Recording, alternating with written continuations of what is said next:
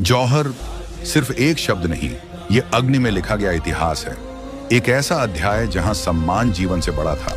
आपने ये तो बहुत सुना होगा कि राजपूती स्त्रियों ने जौहर किया था, लेकिन जौहर क्या होता था, क्यों होता था और कैसे होता था?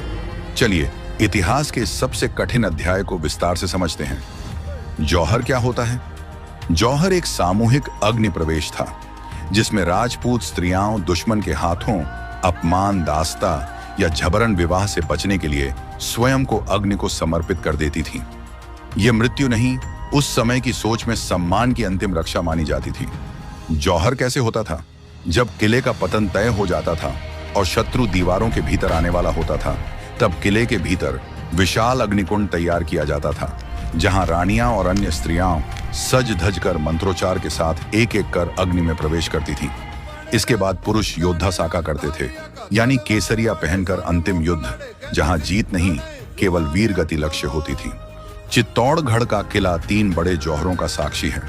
पहला जौहर 1303 ईस्वी में हुआ, जब चित्तौड़गढ़ पर अलाउद्दीन खिलजी ने आक्रमण किया और किले पर अधिकार की स्थिति बनने पर रानी पद्मिनी सहित हजारों राजपूती स्त्रियों ने जौहर किया। दूसरा जौहर 1535 ईस्वी में हुआ, जब गुजरात के शासक बहादुर शाह ने चित्तौड़गढ़ पर आक्रमण किया और किले के पतन की स्थिति में रानी कर्णावती के नेतृत्व में राजपूती स्त्रियों ने जौहर किया।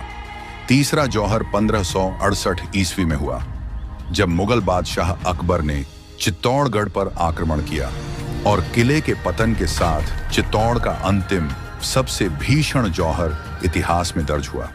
राजपूती स्त्रियों के लिए सम्मान कोई विकल्प नहीं था, वह उनका धर्म था।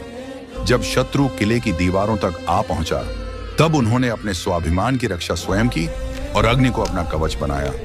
जौहर इसी अदम्य वीरता और आत्मसम्मान का इतिहास है।